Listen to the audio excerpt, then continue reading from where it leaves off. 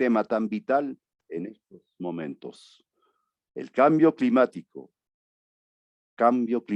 así a secas, yo agregaría. El cambio climático y sus temibles consecuencias para la humanidad.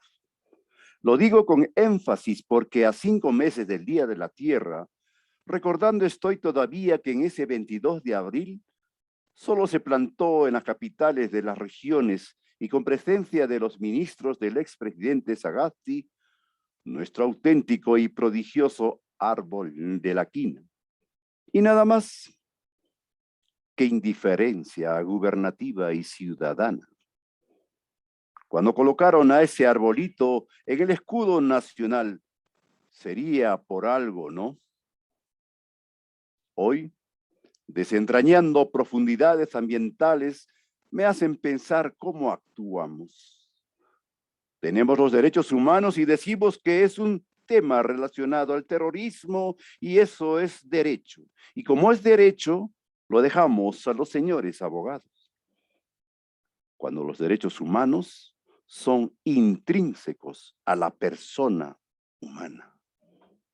Las personas adultas mayores tenemos nuestra ley 30490, pero no nos empoderamos de ella y decimos inclusive que ese trabajo corresponde a las ONGs.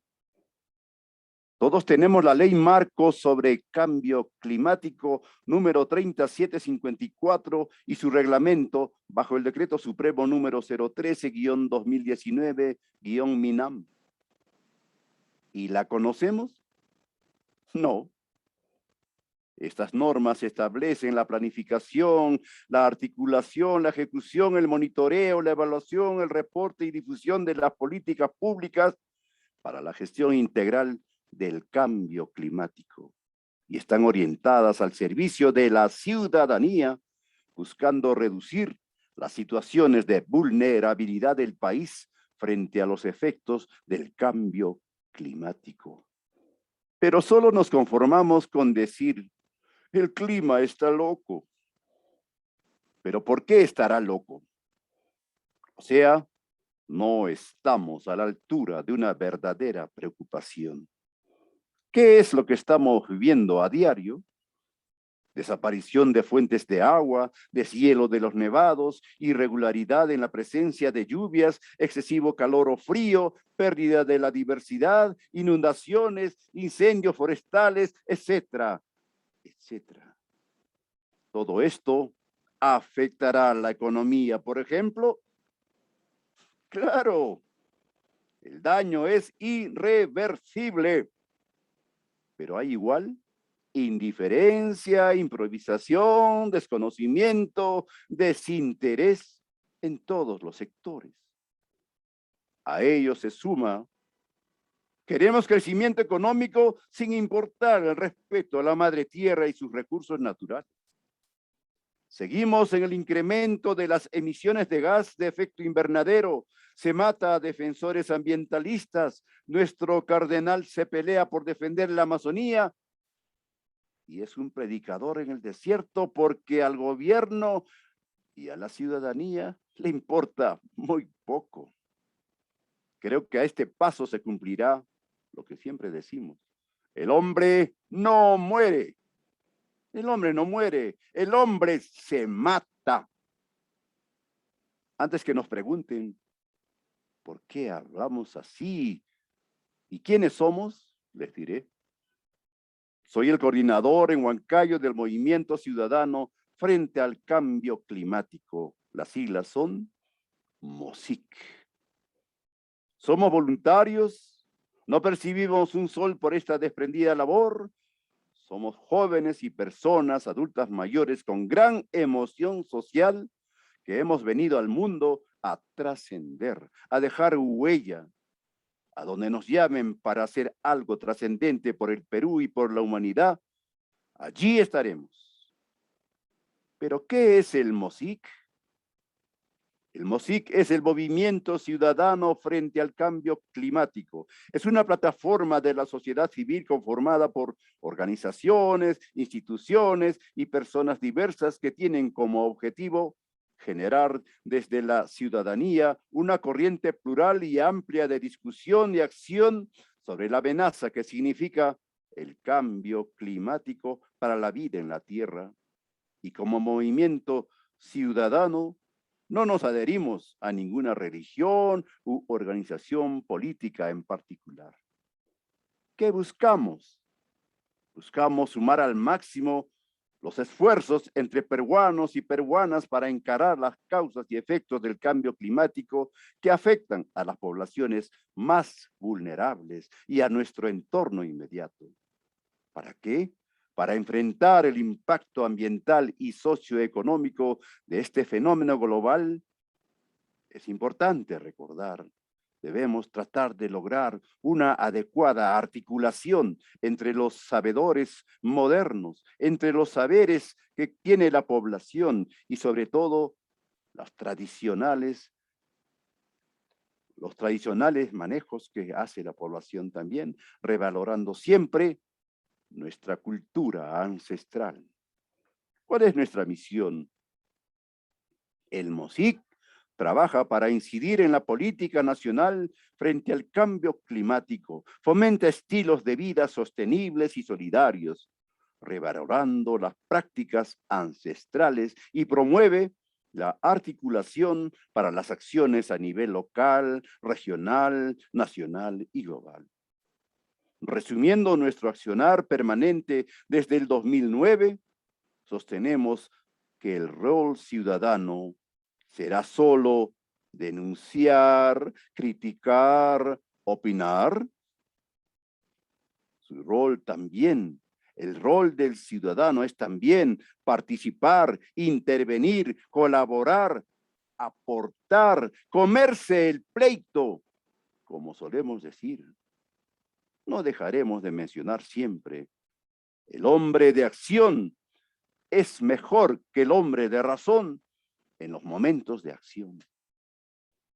En el voluntariado de nuestro movimiento, particularmente en Huancayo, hay jóvenes y personas adultas mayores, estudiantes, egresados, profesionales de ciencias y humanidades, autodidactas como yo. No somos especialistas en temas ambientales, pero somos voluntarios con gran emoción social, con criterio y con gran sentido común.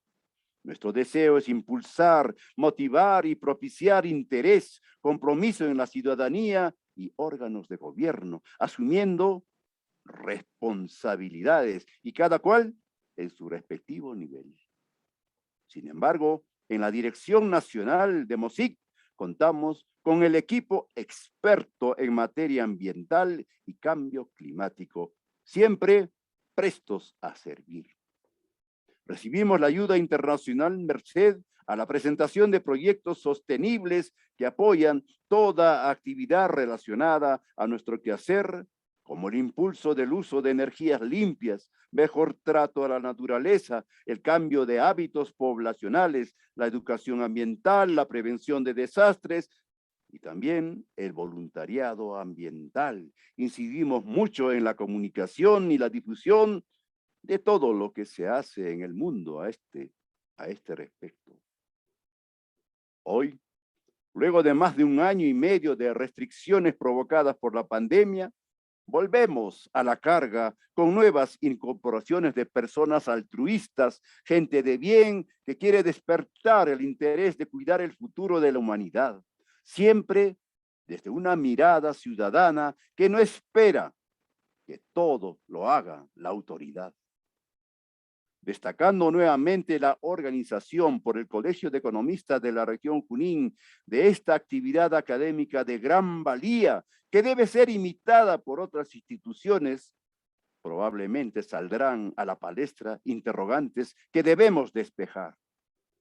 ¿Cómo podría afectar la economía este cambio climático? La respuesta puede llamar a alarma. La afectación es tremenda. Si no tomamos las previsiones necesarias, si no se cumplen los compromisos, si no se acatan las recomendaciones. De allí que reviste gran relevancia este foro de 4 días denominado Economía y Medio Ambiente, rol de las áreas naturales protegidas en el desarrollo sostenible. Así, este ciclo de conferencias merece toda la atención del caso. La prensa debe darle la cobertura necesaria para despejar preocupación en la población, haciendo efecto multiplicador para corregir actitudes, prever acciones, en otras palabras, prepararnos cívicamente para lo que se viene. Por ello, luego de esta introducción, ampliaremos mayor información al respecto, invocando a los responsables de las organizaciones e instituciones involucradas frente al cambio climático, que vayamos a la acción. Deseamos ver obras, hechos tangibles, no hagamos papelería, llenemos cuadros para decir que actuamos. No pronunciemos repetitivos discursos huecos, vayamos a los hechos, porque el tiempo apremia, la amenaza es latente, el reloj juega contra nosotros. Por todo ello, a continuación, escucharán y verán por qué lo decimos. ¿Por qué creen que en el Perú y en todos los países se dio una normativa especial en respuesta al cambio climático?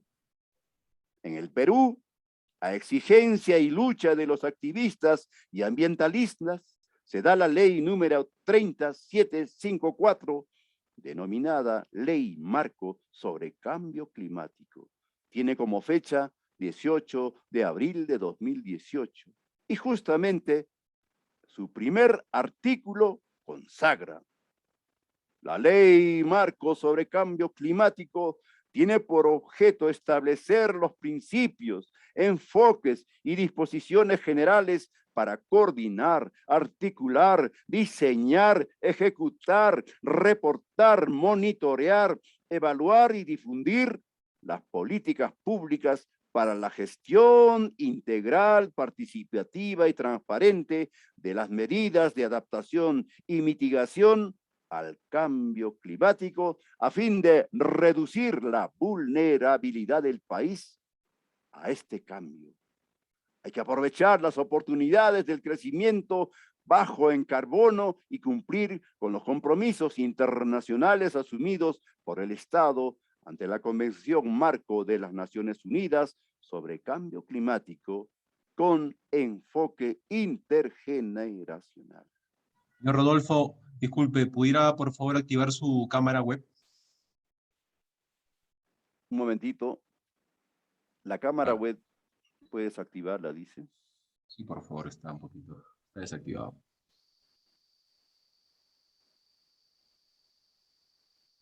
Bien, ¿Sí? le agradezco. Ahora sí, señor Rodolfo, Ok, continúe, por favor. continuamos. Así el Perú está obligado a acatar los compromisos contraídos y prever todo lo necesario frente a esta amenaza bajo los principios de integración, transversalidad, subsidiariedad, rendición de cuentas, transparencia, participación, gobernanza climática y prevención. Este último principio obliga al gobierno central, los gobiernos regionales y los gobiernos locales a asumir plena responsabilidad al respecto, no esperando la última hora. Ante tanta evidencia, recuerden que dice el viejo dicho: no hay peor ciego que el que no quiere ver. Siendo el cambio climático el cambio de clima atribuido directa e indirectamente a la actividad humana que altera la composición de la atmósfera mundial y que se suma a la variabilidad natural del clima observada durante periodos de tiempo comparables en nuestro querido país, dependiente de fuentes de alimentos externa, nos hace más vulnerables todavía ante desastres naturales que dañan, por ejemplo, las vías principales de acceso entre ciudades y zonas agrícolas aledañas. El Perú ya sufre las consecuencias. Un caso serio es el efecto producido por el fenómeno El Niño en 1997 y 1998. Y 23 años después, ¿qué vemos? Una inercia para prever otra repetición. Se cuenta igualmente con el Plan Bicentenario, el Perú al 2021. ¿Qué es este? Es un instrumento que define las políticas nacionales de desarrollo en el largo plazo y tiene como finalidad lograr la equidad social, asegurando la igualdad de oportunidades y acceso universal a los servicios básicos bajo los siguientes ejes. Oportunidad de acceso a los servicios, Estado y gobernabilidad, economía, competitividad y empleo, desarrollo regional e infraestructura, así como los recursos naturales y el medio ambiente. Es importante mencionar que el Plan Bicentenario señala, ojo, al cambio climático como una tendencia mundial y que el Perú será uno de los más afectados. No olviden que el Perú será uno de los más afectados. El Acuerdo de París, adoptado el 12 de diciembre de 2015 en la COP21 de París, fue suscrito por 195 países, incluyendo al Perú, y ratificado en noviembre de 2016, define la meta para reducir progresivamente y eliminar los GI. ¿Qué son los GI? Los gases de efecto invernadero. Y plantea alcanzar las cero emisiones antes del año 2100, con el objetivo de que la temperatura del planeta no supere los 2 grados centígrados. Para lograrlo, se deben implementar medidas de mitigación y adaptación que cada gobierno debe proponer en sus contribuciones previstas y determinadas a nivel del INDC, que son las siglas en inglés, y que para hablar de Perú, nuestro querido bendito país, por Dios, siempre mencionaremos lo que dicen los expertos de las Naciones Unidas. Este pronunciamiento fue publicado recientemente en el Diario de la República. Ellos dicen, el último informe del panel intergubernamental de expertos sobre el cambio climático de las Naciones Unidas señala con toda certeza que este fenómeno se debe a causas humanas. Pide detener la emisión de gases de efecto invernadero para que el aumento de la temperatura no sobrepase los 1.5 grados centígrados. A fines de este siglo, el planeta se ha calentado ya en 1.1 grados desde el siglo XIX y asocia los fenómenos climatológicos externos al calentamiento global. La realidad les da la razón a los científicos. Europa está viviendo una terrible ola de calor. Esta semana nomás, varias regiones de Italia y España han tenido temperaturas que van desde los 43 a los 48.8 grados centígrados. Nunca había ocurrido esto. Y el mismo fenómeno que causa estas temperaturas, o sea, un anticiclón que viene de África, ha causado igual incendios en Grecia y en el sur europeo. Los fenómenos climatológicos se interrelacionan. Si se deforesta la Amazonía, por ejemplo, se pone en peligro las lluvias en la Sierra Nevada de California, Estados Unidos. El Perú, con distintos climas y enorme biodiversidad, será uno de los países más afectados por el daño a sus recursos, algo que ya está ocurriendo. Aquí revisamos 3 aspectos en que el calentamiento global nos golpea y lo que se puede hacer para adaptarnos. Primeramente, veamos clima extremo, inundaciones y sequías. De acuerdo a los científicos, Los fenómenos extremos vinculados al clima, como las inundaciones, las sequías y las olas de calor, serán cada vez más frecuentes a nivel global. En el Perú, el fenómeno El Niño se ha hecho presente en nuestra historia desde tiempos inmemoriales, pero desde la década del 70 ha ocurrido más veces y con mayor impacto. Su mayor frecuencia e intensidad, si se vincula al cambio climático, hay que decirlo así claramente, es la mayor presencia con un riesgo alto para la infraestructura, como lo ha mencionado siempre Manuel Pulgar Vidal, exministro del Ambiente y líder de Clima y Energía del Fondo Mundial para la Naturaleza.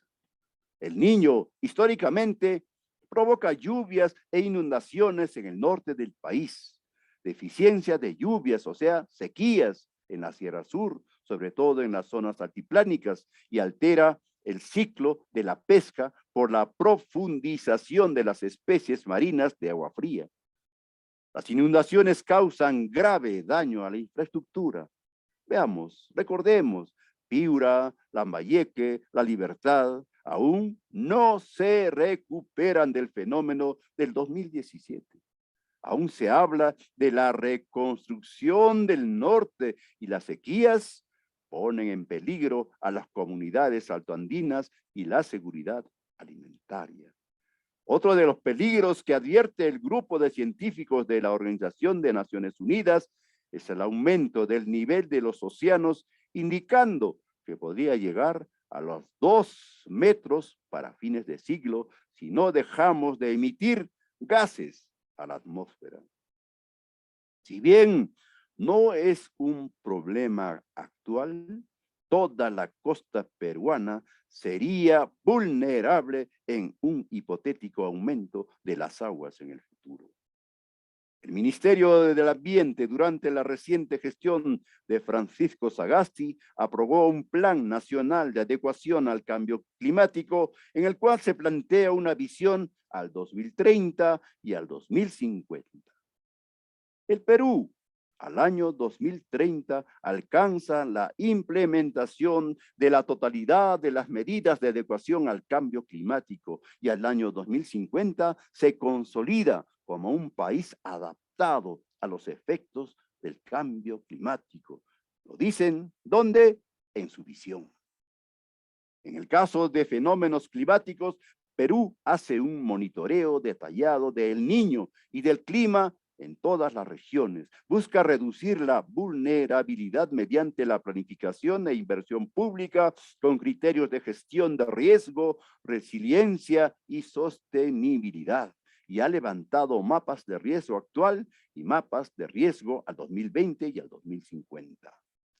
El Plan Nacional de Adaptación tiene un objetivo prioritario general, tiene 3 objetivos prioritarios específicos, tiene 13 acciones estratégicas, tiene 46 bienes o productos y 92 acciones para atender los problemas que se presenten en las áreas de agua, agricultura, bosque y acuicultura, así como en el tema de salud. Las poblaciones más afectadas están en el centro de las acciones a tomar. Pero veamos ahora el segundo aspecto, en la Amazonía. ¿Qué está sucediendo? La sabanización del bosque. Desde los años 60 en adelante, la Amazonía ha perdido alrededor del 20% de sus bosques por efectos de la deforestación y la contaminación vinculada a industrias extractivas.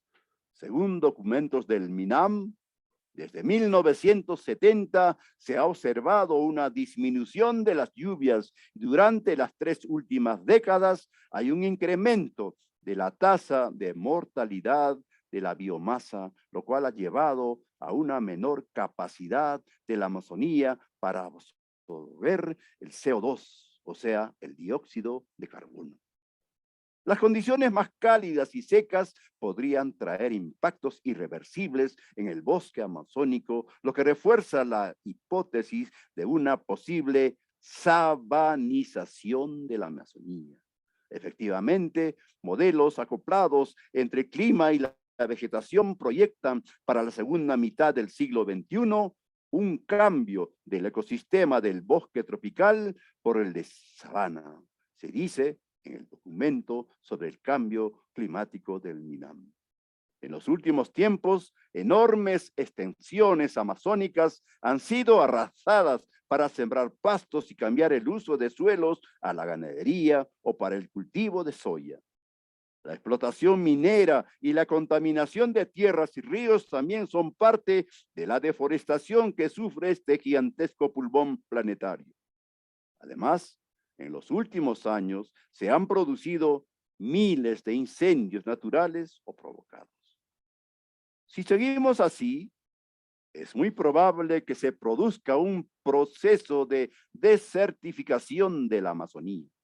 La sabanización es el cambio del ecosistema de un bosque abundante, diverso, con mucho volumen, a una pradera con pocos árboles, como es África. El fenómeno se debe a cambios en el clima y en menor medida se ve acelerado por acción del hombre. Lo repite otra vez Manuel Pulgar Vidal. Un escenario como este podría parecer demasiado apocalíptico, pero debe recordarse que hasta hace unas décadas tampoco se creía en el deshielo de los casquetes polares. Ahora, sin embargo, es una realidad casi irreversible. Lo que queda a los países que comparten este territorio, entre ellos el Perú, es frenar la deforestación o reforestar, además de combatir la contaminación. El Plan Nacional de Adecuación señala que el Perú ha lanzado la plataforma de pueblos indígenas para enfrentar el cambio climático. Esto funciona como un espacio de gobernanza que involucra a los pueblos indígenas u originarios en las políticas públicas para la adaptación y mitigación del cambio climático. El tercer aspecto y último es el deshielo. Falta de agua en el futuro, claro. Como consecuencia del cambio climático, el Perú ha perdido el 53.5% de su superficie glaciar en los últimos 50 años, lo que plantea el problema sobre nuestras fuentes de agua para el futuro. Los glaciares alimentan de agua a 24 cuencas hidrográficas ubicadas en 11 regiones de nuestro querido país. Pero todos los glaciares por debajo de los 5.000 metros, ojo, todos los glaciares por debajo de los 5.000 metros habrán desaparecido para el 2030. ¿Qué tenemos acá nomás cerquita? El Huaytapallana. ¿Cómo lo vemos ahora? La costa peruana, que tiene el 65% de la población del país y solo el 2% del porcentaje de agua de las cuencas, sufriría el estrés hídrico que se viene. La pérdida de glaciares y el cambio en los ciclos del agua impactan de manera negativa en la capacidad de las poblaciones para acceder al recurso.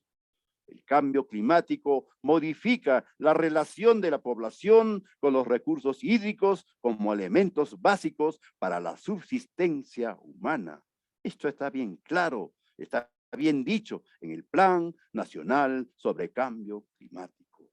El deshielo de los glaciares trae un nuevo peligro: la formación de lagunas en zonas altas con el peligro de probables aludes.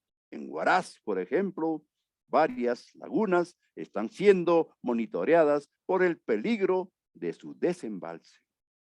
El MINAM, o sea, el Ministerio del Ambiente, considera 31 medidas de adaptación al cambio climático relacionadas con el recurso hídrico.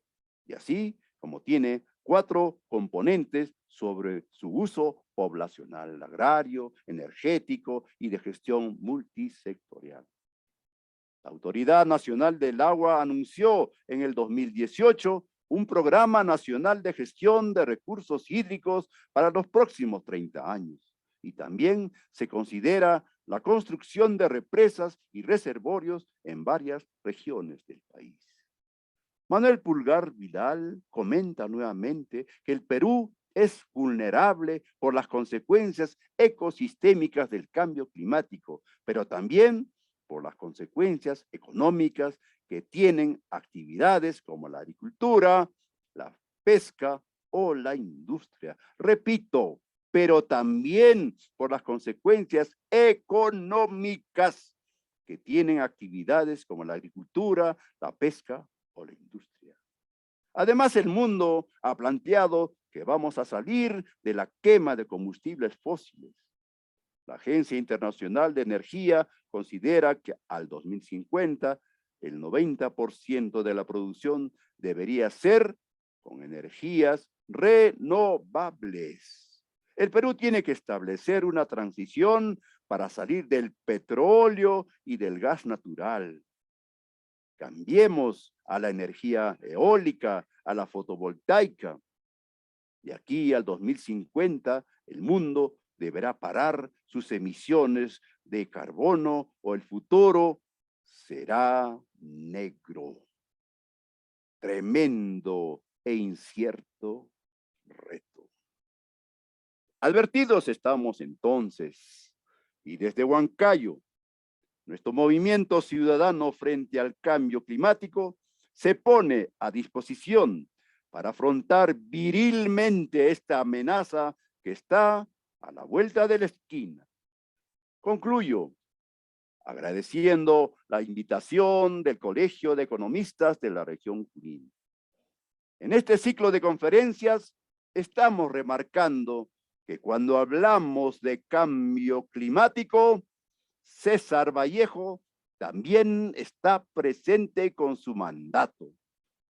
Hermanos, hay mucho, mucho por hacer. Mi reconocimiento a los organizadores. Muy buenas noches.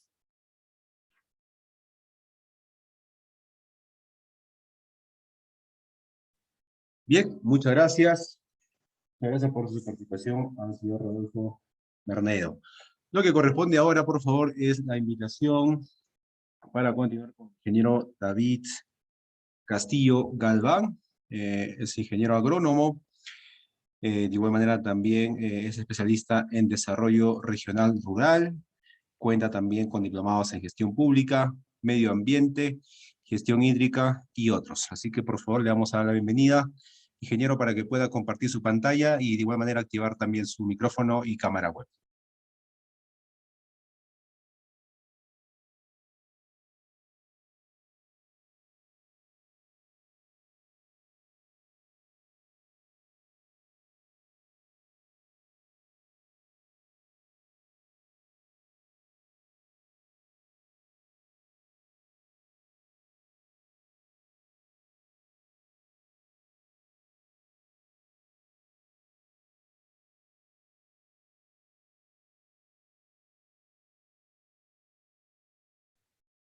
Adelante, ingeniero David, ya está activado ya la opción de compartir, por favor, para continuar con la transmisión del día de hoy.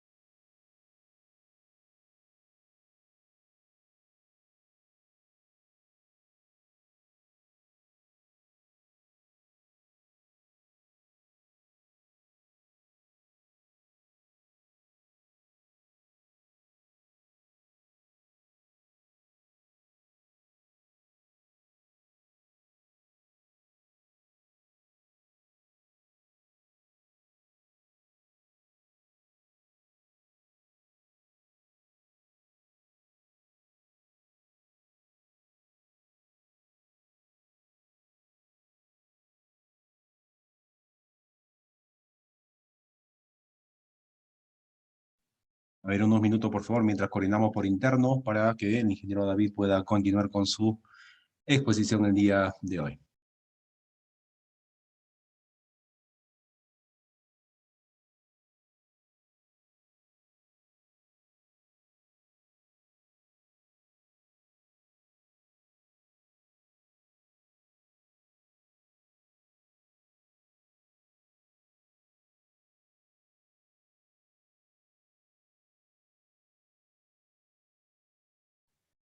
Ingeniero David, buenas. Lo leo por los comentarios. Ya está activada la opción de coanfitrión para usted, para que pueda encender su micrófono y también la cámara web.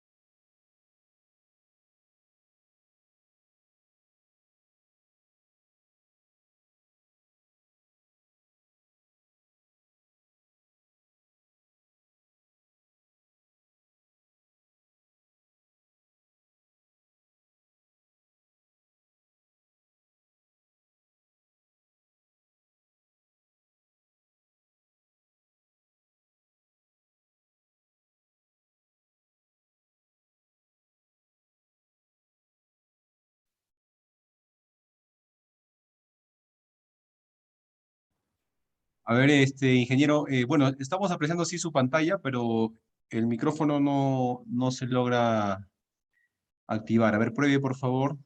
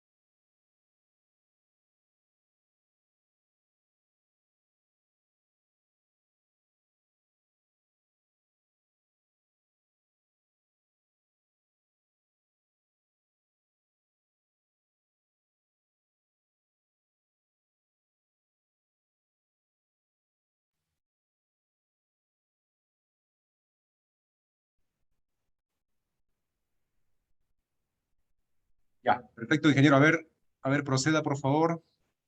Me confirma si puede activar. Ahora sí. Ah, ya. Lo que pasa es que hay dos usuarios con David. Bueno, dice que el otro usuario no tenía permiso. Ceci, Bien, un ingeniero, momentito, por no se favor, olvide, ¿ya? por favor, ingeniero, activar también su cámara para que también lo puedan ver. Sí, un Ya, momentito para compartir la genial. pantalla. La pantalla ya se está apreciando, las diapositivas, No, pero yo no la aprecio en su... en mi computador. Un momentito, por favor. Ok, no se preocupe.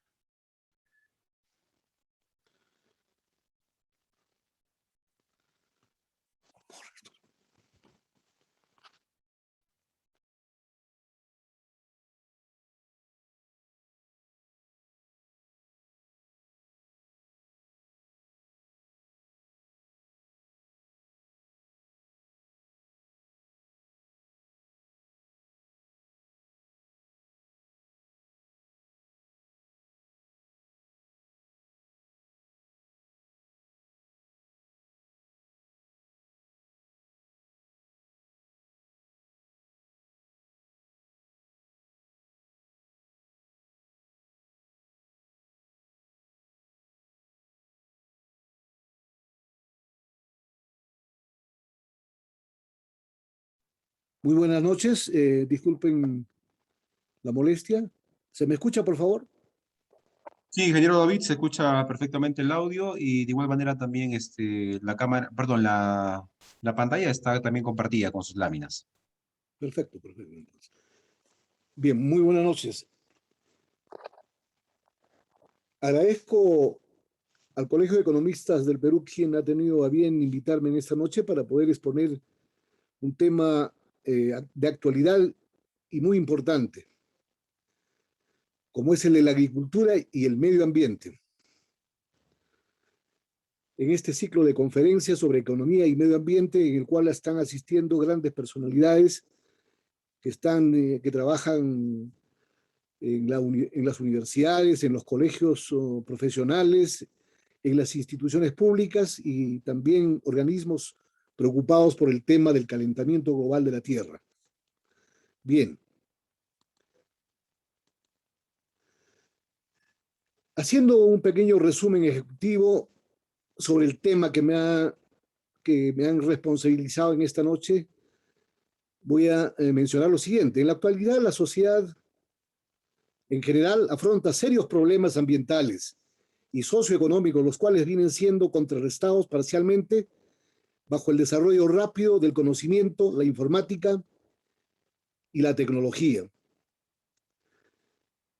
El presente tema tiene un objetivo, el de establecer una preocupación, un debate en torno al aporte de la agricultura al desarrollo sostenible y analizar el papel de la universidad o de las universidades en este proceso, donde estos centros académicos tienen un papel importante como principal fuente de verdad científica y responsabilidad social, sin restar legitimidad y valor a otros sistemas epistémicos, como de conocimiento, como es el propio conocimiento ancestral del campesino.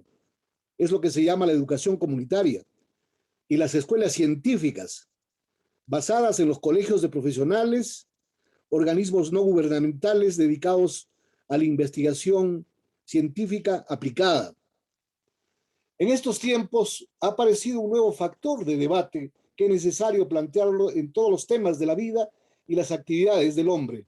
Es la aparición del virus SARS, del COVID-19.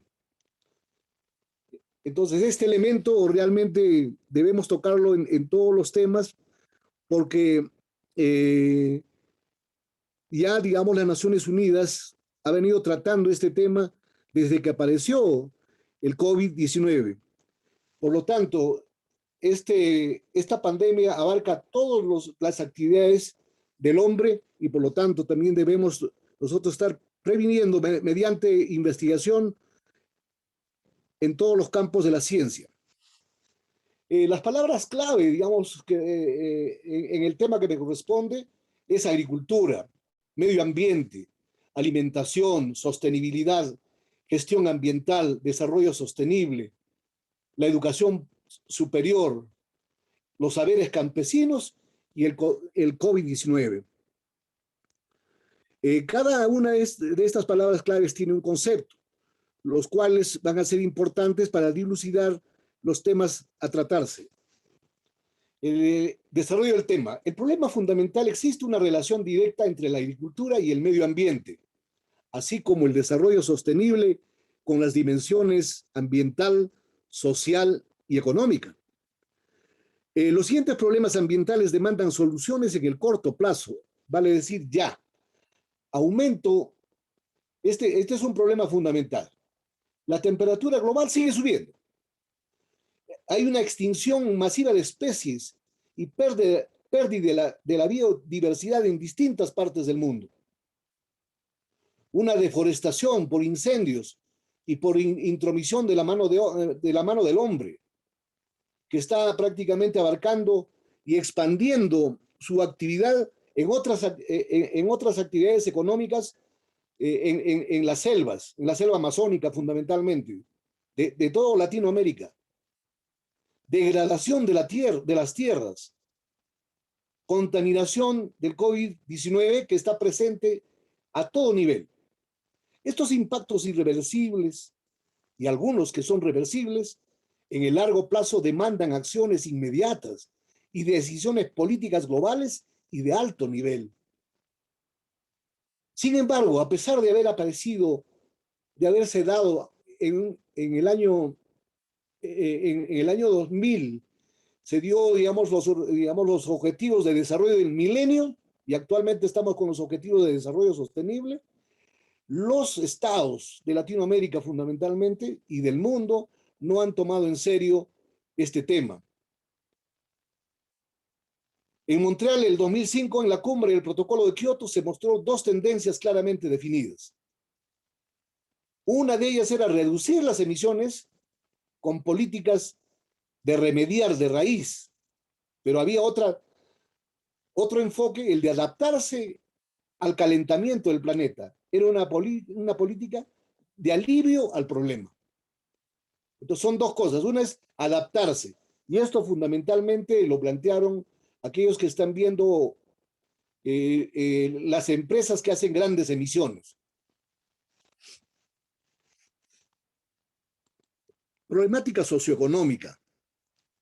Tenemos problemas ambientales, es cierto, pero lo que más nos preocupa son los fenómenos de pobreza, hambre, desnutrición, escasa cobertura de salud y bajo nivel de educación básica, primaria, que aquejan a una gran proporción de pobladores, fundamentalmente de las zonas rurales conocidas hoy como zonas de pobreza y pobreza extrema, y en la selva conocidas como bolsones de pobreza.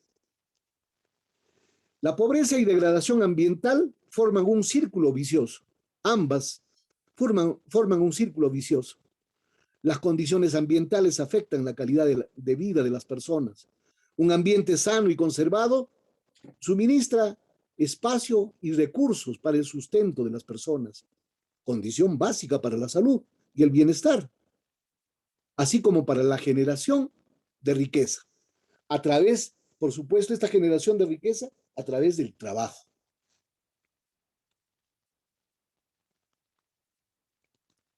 Problemática en la producción agropecuaria.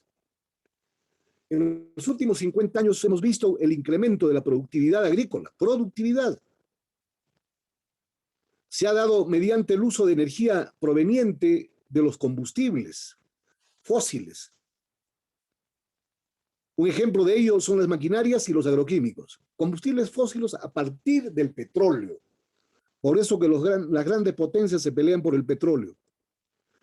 Las prácticas culturales de los suelos, sin criterios ambientales, generan la degradación de los mismos. Por otro lado, el uso indiscriminado de los fertilizantes, plaguicidas, partículas de suelo y residuos de procesos post cosecha. Cuando hablamos de partículas de suelo, esta vez es también cuando ya abarca el crecimiento de las ciudades, ponen en riesgo de alta contaminación de las fuentes de agua, vale decir, de las cabeceras de cuenca, donde nacen las vertientes de los acuíferos. Del mismo modo, las emisiones de gases del invernadero a la atmósfera, como el CO2, metano y el NOx, y los gases causantes de la acidificación, como el amonio, pone también en riesgo el medio ambiente a nivel mundial.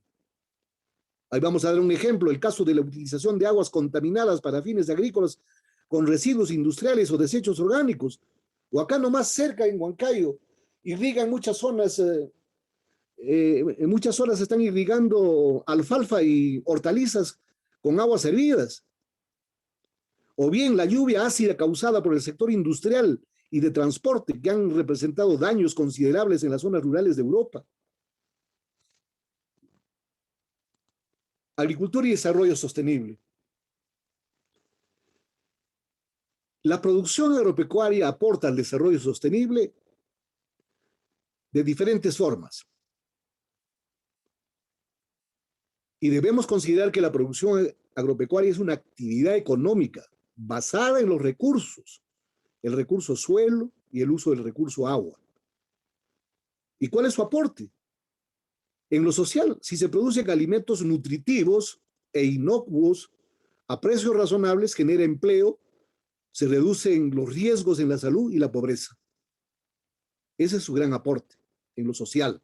En lo ambiental, a través del uso eficiente de los recursos renovables y no renovables, se disminuyen las pérdidas de agroquímicos por percolación, vale decir, por lavado de tanto de fertilizantes como de agroquímicos. Con una lluvia o una mala digamos, un exceso de riego, prácticamente pierde económicamente el agricultor y eso es percolado o lavado hacia las partes más profundas de los suelos. La volatilización y erosión, más que nada la erosión, se mantiene o mejora la calidad del suelo y se minimiza el riesgo de contaminación de aguas y las emisiones de gases de invernadero a la atmósfera. En lo económico se genera riqueza promoviendo el comercio de alimentos.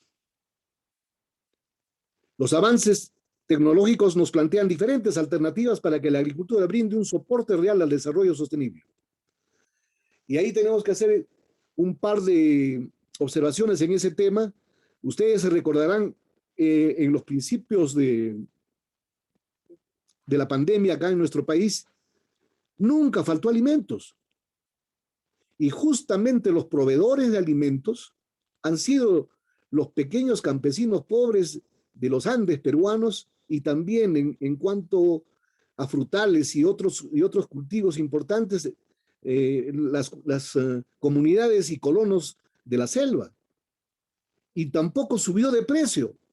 Entonces ellos pudieron mantener prácticamente una seguridad alimentaria y digamos, prácticamente brindándonos soberanía alimentaria también a nivel nacional. Ellos han sido los que realmente los verdaderos héroes y han resistido prácticamente los embates de esta pandemia y trayéndonos los alimentos frescos a nuestras mesas.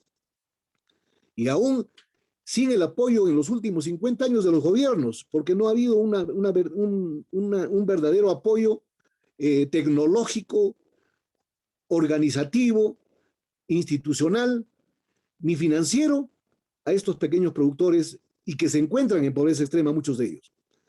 Los avances tecnológicos nos plantean diferentes alternativas para que la agricultura brinde un soporte real al desarrollo sostenible.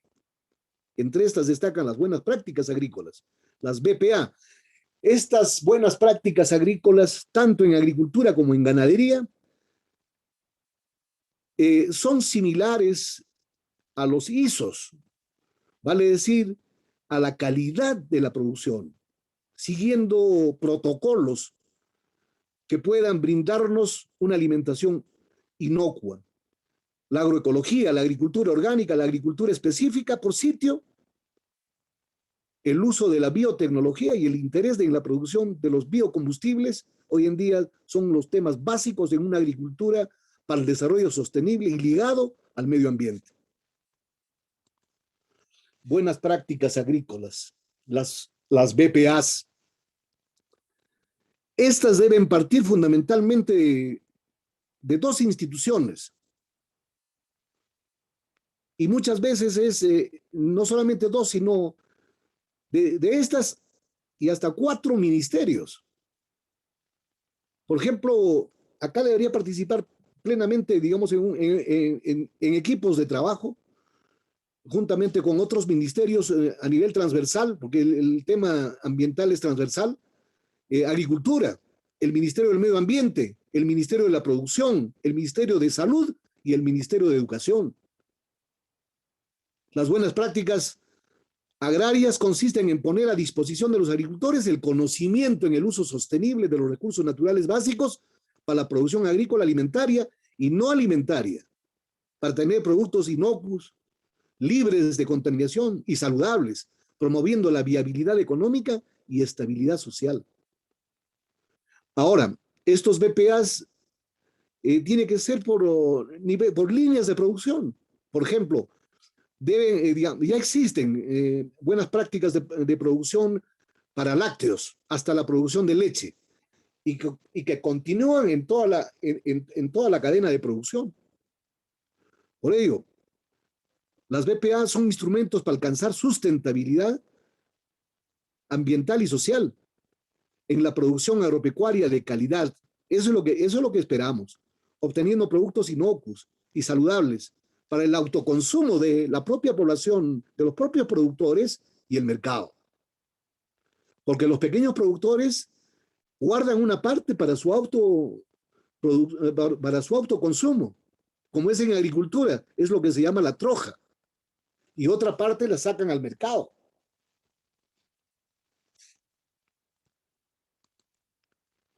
En el año 2002, en una conferencia mundial, se elaboraron un marco de principios básicos para las BPA, basado en 11 elementos. En cuanto se refiere a la gestión del suelo, buenas prácticas de manejo de los suelos, evitando fundamentalmente la erosión y la degradación de los suelos en los distintos pisos ecológicos. Por ejemplo, en las zonas de altura, evitando el sobrepastoreo y también haciendo resiliencia rápida a épocas de mucho verano o de exceso de lluvia. Gestión del agua. En la gestión del agua, en los últimos años hemos rescatado una costumbre todavía incluso ancestral, que era la de almacenamiento de agua en las alturas, lo que se llaman las jochas. Hoy en día muchas ONGs y hasta el propio Estado ha generado un proyecto que se llama Siembra de Agua. El propio Estado, a través del Viceministerio de Irrigación. Tenemos otro, selección adecuada de cultivos y variedades y manejo integrado de plagas, no precisamente con químicos, sino con pequeños insectos que combaten también a otros insectos, o con material líquido, pero de carácter orgánico. Bienestar y productividad en la producción animal. Los animales fundamentalmente se desarrollan en dos modalidades, en ganadería ovina, bovina, en la ganadería alpaquera, digamos, una de manera extensiva y otra de carácter estabulado, pero fundamentalmente la vacuna, o sea, el ganado vacunos, el lechero se realiza mucho mejor y tiene mejores rendimientos de manera estabulada, pero con buena alimentación. Uso de normas adecuadas para la cosecha, eso es importante, para no desperdiciar la cosecha. Y por ejemplo, digamos, cuando uno cosecha los famosos, el maíz o el choclo, muchas veces uno recoge solamente el producto y uno bota y se bota, digamos, toda la parte verde que ha quedado. Pero esto debe aprovecharse también al máximo, porque son productos orgánicos.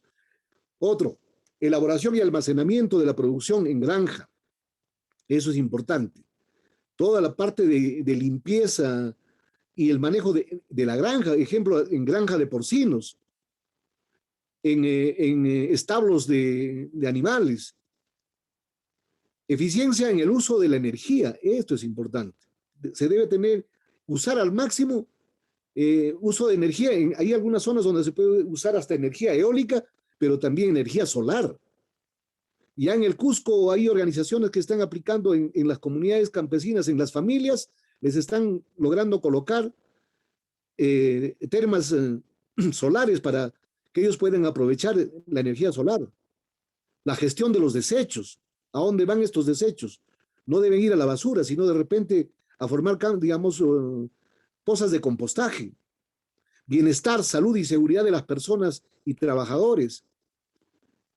Los que menos se cuidan son los pequeños productores del agro. Ellos también deberían tener hasta un seguro de salud, ¿no?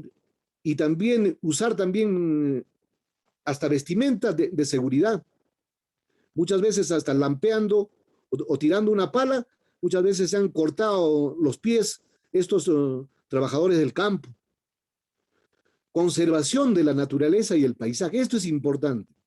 Hay un proyecto muy, muy importante y muy bonito acá en Noriauyos, el proyecto paisajístico Noriauyos, que seguramente en estos días ahí el ingeniero jefe va a exponer sobre ese tema, la reserva paisajística de Noriauyos, que desde hace años se viene trabajando, rescatando, restaurando y mejorando la naturaleza y el paisaje para que pueda servir como capital natural, para que pueda servir el agua al servicio tanto de la producción como de la persona humana, para el caso del agua. La utilización de los saberes campesinos, esto es una cosa muy importante. Hoy en día se le está dando bastante, vamos a decir, importancia al rescate de los saberes campesinos, saberes ancestrales. Muchas veces las carreras agrarias han estudiado, pero digamos, han estudiado distintas ramas de la agricultura y muchas veces han querido imponer esta cultura hacia la producción en los Andes peruanos o en la Amazonía, y esto no ha funcionado.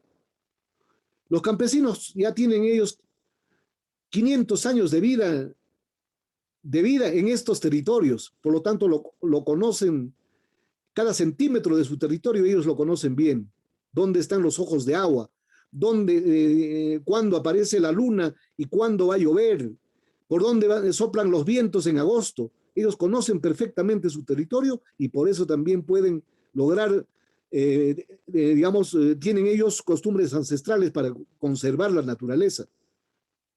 Y muchos de ellos, y en muchos lugares se sigue empleando la infraestructura que hicieron los incas, como es en el caso de Yauyos, como es en el caso de Tarma. Hay andenerías. Y bueno, ni qué decir del Cusco y del Valle del Ollantaytambo.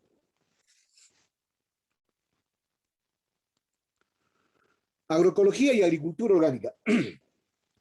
La agroecología está basada en principios ecológicos, agroecología, básicos para el estudio, diseño y manejo de agroecosistemas productivos y conservacionistas de los recursos naturales culturalmente sensibles y social y económicamente viables.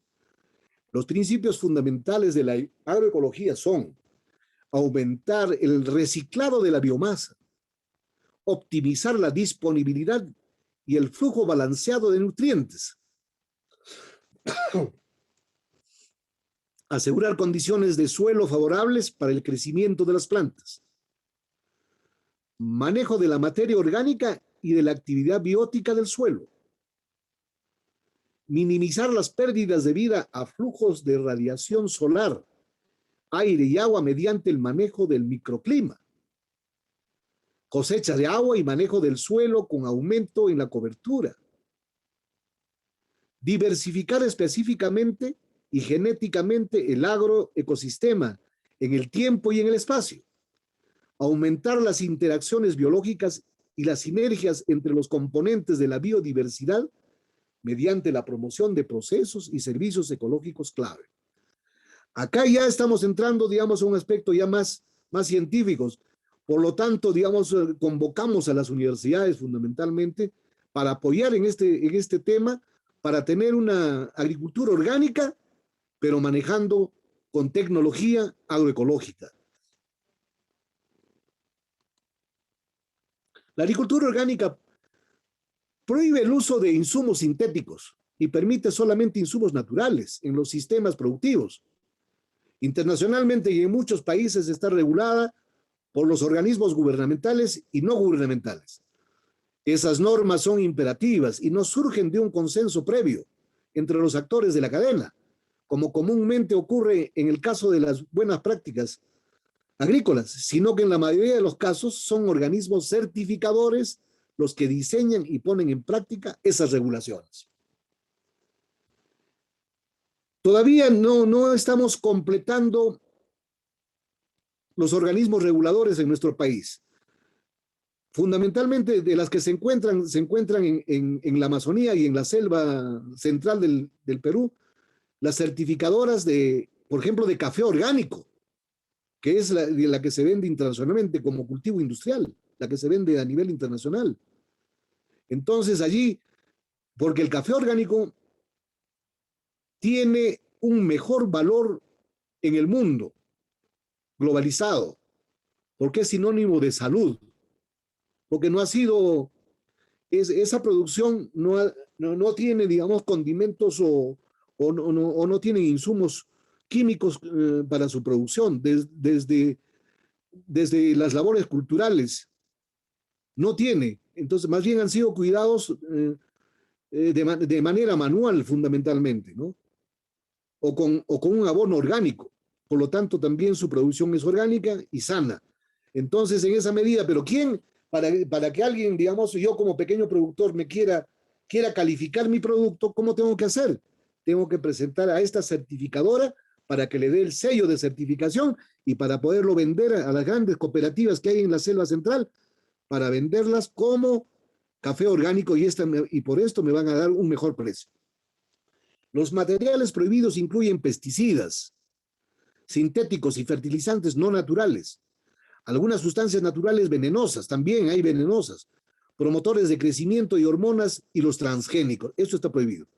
Por su parte, los sistemas orgánicos de producción animal solo admiten como alimentos vegetales aquellos producidos en condiciones orgánicas.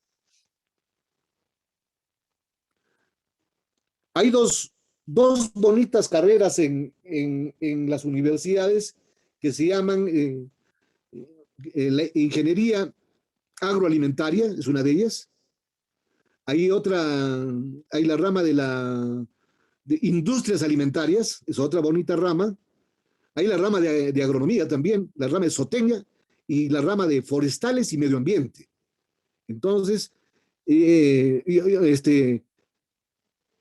la universidad tiene mucho que dar al respecto y retomar lo que son las tesis de pregrado y posgrado para poder resolver los problemas de producción y los problemas ambientales. Entonces ahí todas estas carreras tienen mucho que dar a través de nuestros profesionales para que aprendan también a hacer investigación y dar posibilidades de resolver problemas para la sociedad. La certificación incluye inspecciones anuales de las fincas.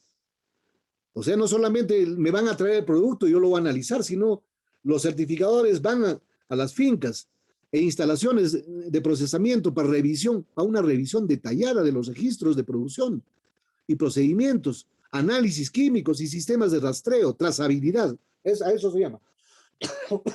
Desde el establecimiento de producción hasta los puntos de venta. Porque se pueden dar niveles de contaminación. Por ejemplo, la venta de quesos que sale de San José de Quero y que ha salido de manera contaminada puede llegar hasta los puntos de venta que se hallan por el mercado modelo y los mercados donde se expenden estos quesos. Pero ¿quién los...? Y no hay una entidad certificadora a la fecha, ni siquiera, digamos, SENASA. SENASA es otro tema fundamental para ver esto de la contaminación, y yo creo que ellos tienen esta responsabilidad al respecto. Se destacan como problemas comunes a los dos tipos de agricultura, la erosión de los suelos y las pérdidas de nutrientes en el ambiente, vale decir, en el suelo. La volatilización de formas amoniacales, la presencia y acumulación en el suelo de metales pesados y la compactación causada por la maquinaria agrícola. Porque de tanto pasar la maquinaria agrícola, un tractor en una hectárea de tierras, hace de que se apelmace el suelo y se vuelva duro. Entonces ahí tienen que entrar, digamos, en 3, 4 años más, tiene que entrar un tractor con unas rejas especiales que entren a 20, 30, 40, hasta 50 centímetros para roturar nuevamente el suelo. Incluso existen evidencias científicas que muestran un incremento en pérdidas de nitrógeno en el ambiente y en la volatilización del amoníaco, con el uso y almacenamiento de estiércoles. ¿Qué es lo que pasa? Cuando hay almacenamiento de tierras, los poros del suelo también se saturan. Sin embargo, se reconocen aspectos positivos por el no uso de agroquímicos sintéticos y mejor trato a los animales. Ahora vamos a entrar al tema de una agricultura de precisión. Nosotros en nuestro país todavía estamos en los inicios de una agricultura de precisión. Sin embargo, me cabe decir que en los últimos 20 años, desde el año 2000 a la fecha, hablando como sector integral, se ha modernizado la agricultura en la costa del Perú. Pero a esta agricultura la debemos conocer como agroemprendimientos, como empresarios grandes del agro. No son pequeños productores. Y están aprovechando justamente grandes irrigaciones que el propio Estado les brindó, como son Majes, Siguas, en Arequipa. Ellos mismos son Sus grandes capitales lo han puesto a la costa, pero para una agricultura de exportación. Y ahí sí están realizando muchas tecnologías para una agricultura de precisión. Ustedes se recordarán que hace poco hubo un problema de salarios por parte de los trabajadores de estos empresarios del agro. Y cuando, digamos,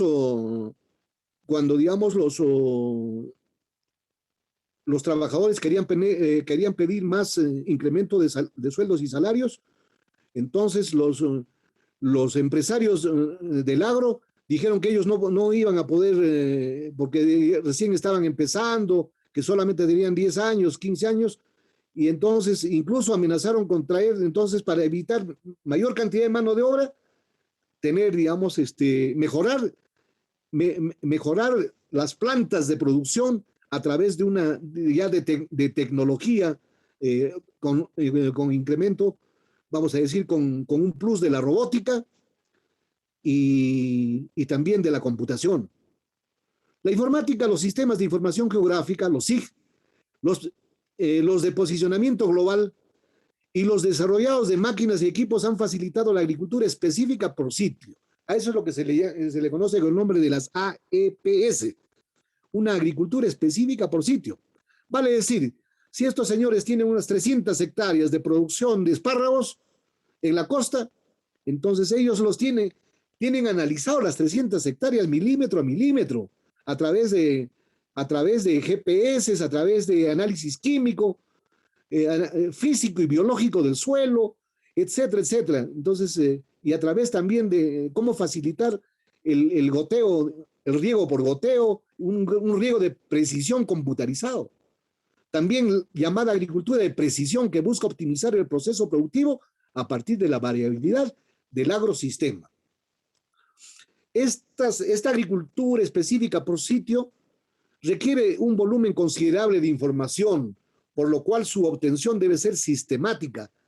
Plantea 4 fases básicas para el desarrollo de sistemas: medición y recolección de datos, ¿no? A través de escáneres, a través de GPS, a través de análisis químicos, generando cuadros estadísticos, análisis de datos y generación de información, establecimiento y aplicación de sistemas de manejo específico por sitio. Vale decir, toma de decisiones, evaluación y seguimiento. Esto es importante, ¿no? Esta evaluación y seguimiento o el monitoreo permanente implica que debemos tomar decisiones en cuanto a aplicación de acuerdo al cultivo, la cantidad de agua, de acuerdo a la época, la cantidad de agua, y de acuerdo a la temperatura también ver, digamos, qué cantidad de agua debemos ponerle. La relación beneficio-costo de la agricultura específica por sitio sigue siendo un límite para su implementación. Indudablemente que esto solamente lo pueden hacer los grandes empresarios del agro, a menos que se establezcan políticas para valorar y reconocer financieramente beneficios ambientales comprobables. En los aspectos biotecnológicos se ha llegado a la manipulación de genes, la misma base de la vida. Por eso ahora, digamos, no aceptamos productos transgénicos y al desarrollo de organismos genéticamente modificados, con mejoras en la productividad de cultivos y reducción del uso de agroquímicos. Pero esto todavía no está muy aceptado por la comunidad internacional. Ahora, en cuanto a una agricultura de precisión, yo creo que en la región hemos dado un paso, yo creo a nivel nacional también. Hemos dado un pasito,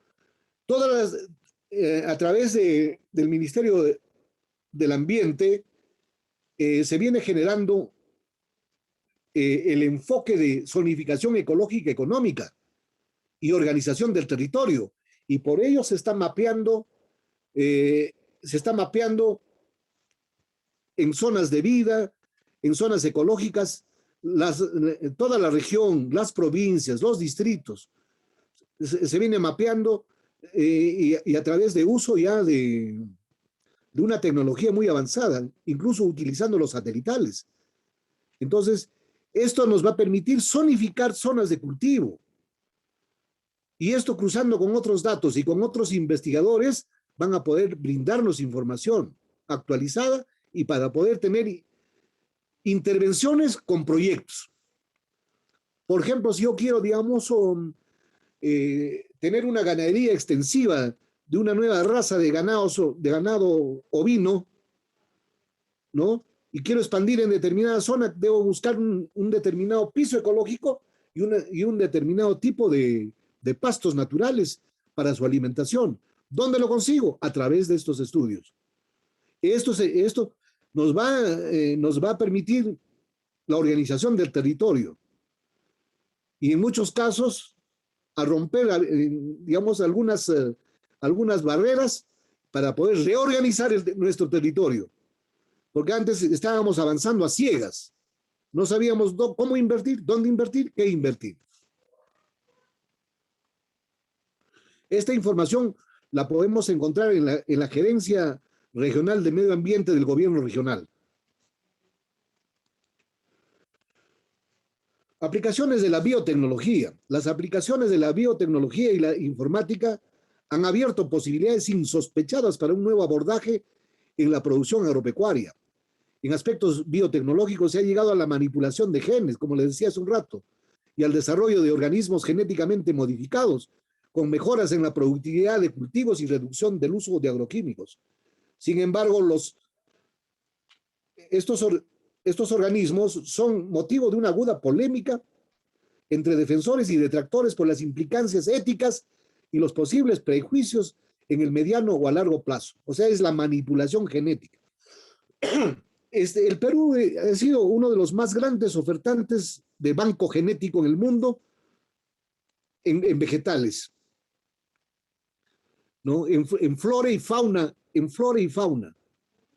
Sin embargo, muchos de este banco genético prácticamente nos han robado a nuestro país y fácilmente se han llevado a otros países, los cuales genéticamente los han reproducido. Entonces, pero aún, digamos, debemos, a través de este Ministerio del Medio Ambiente, deben salir reglas para que, digamos, y hacer validar nuestro banco genético para que no nos roben este banco genético, porque luego son manipulados y ya no necesitan, es como robarse un clon. Organismos genéticamente mejorados.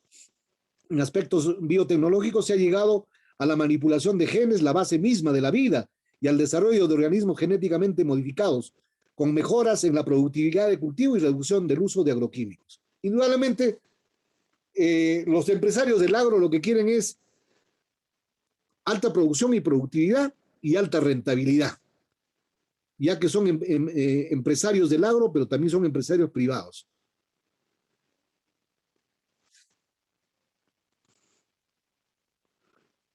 Los retos de la universidad y el desarrollo sostenible. Ahí estamos mostrando la fachada de la Facultad de Agronomía de la Universidad del Centro.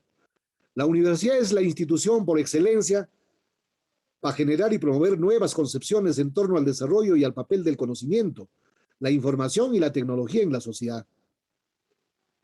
Si uno ve la misión y visión de la universidad, dice es para resolver los problemas de la sociedad, ¿no?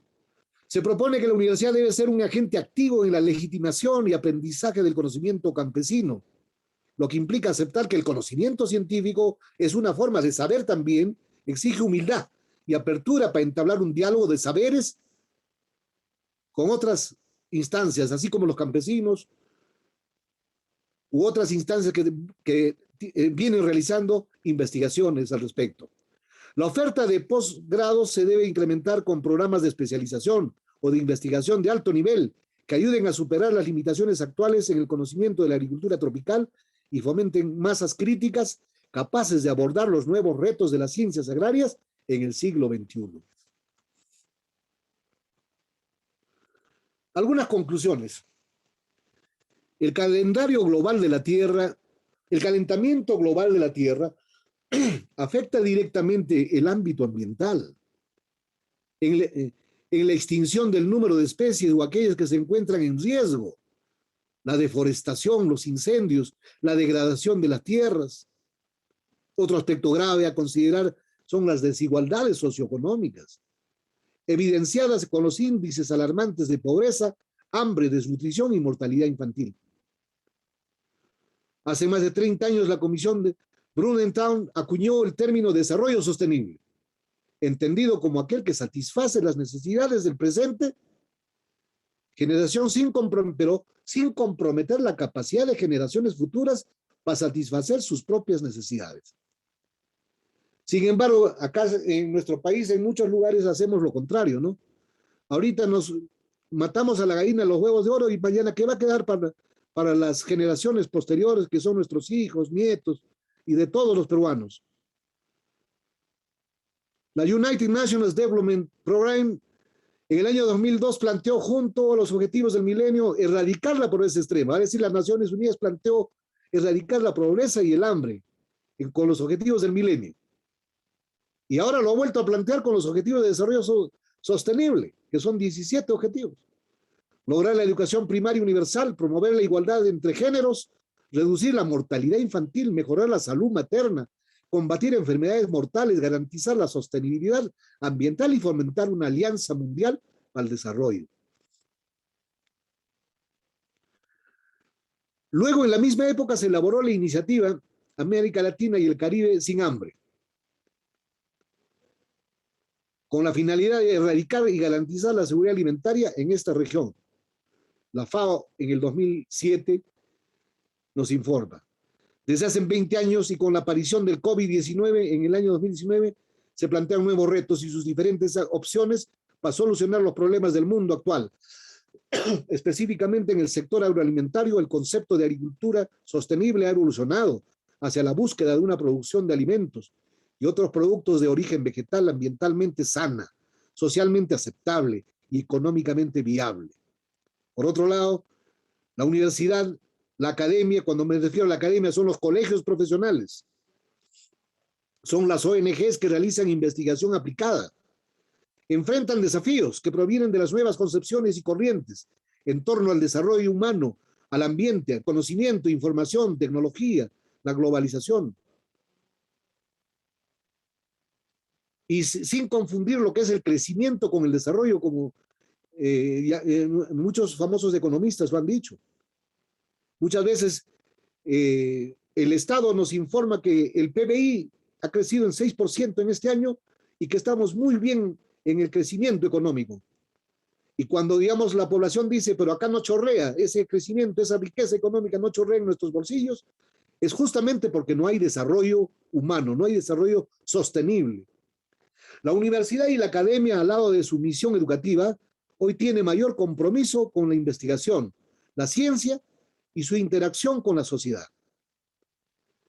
Esta pandemia nos ha dejado al descubierto también nuestra pobreza en cuanto a investigación se refiere. No teníamos ni un solo laboratorio bueno como para poder investigar sobre el tema, sobre el tema del COVID, porque acá también tenemos buenos investigadores, pero que no son reconocidos. Tal es así que hay investigadores de La Molina que empezaron a realizar investigación sobre la base de la yema del huevo, pero parece que no los escucharon en su oportunidad. Los investigadores deben tener un sitio especial hoy en día.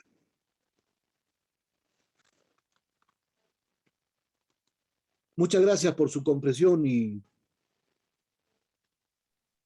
audiencia. Gracias.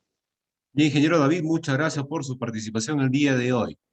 Vamos a continuar con la sesión programada. Nuevamente ahí está el banner que estamos apreciando en pantalla, Economía y Medio Ambiente. Ahora vamos a darle la bienvenida, pero antes de darle la bienvenida también a la licenciada Susana, de igual manera un saludo para los que están comentando también aquí en la sala de chat, ¿no? Tenemos visita también desde Brasil, me comenta David Brandao de Moura también, ¿no? Ahí está, saludos también, ¿ya? Bien, vamos a continuar y ahora le vamos a dar la bienvenida a la licenciada Susana Taza Chaupi. Ella es decana del Colegio de Sociólogos de la región Centro. Licenciada Susana, muy buenas noches. Cuando guste, por favor, puede dar inicio con la opción de compartir pantalla y de igual manera activar su micrófono y cámara web también. Ok, tengan todos ustedes muy buenas noches. Es un gusto poder estar en esta mesa virtual y compartir con ustedes este gran evento denominado Ciclo de Conferencias economía y medio ambiente, el rol de las ANPs en el desarrollo sostenible.